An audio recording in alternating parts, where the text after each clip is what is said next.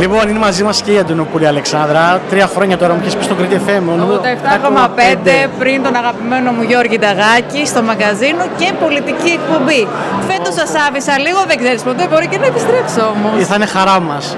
Θέλω να δώσω μια ευχή για τον Κρήτη FM και για όλες τις εκπομπές. Να ακούμε μόνο Κρήτη FM με υγεία, χαρά και πολλά χαμόγελα, γιατί δεν είναι δεδομένο.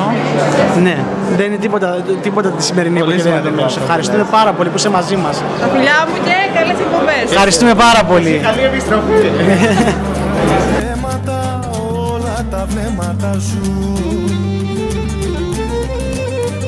όλα τα βλέμματα σου και άσια να τα δρόσερι μέσα στην αγκαλιά σου.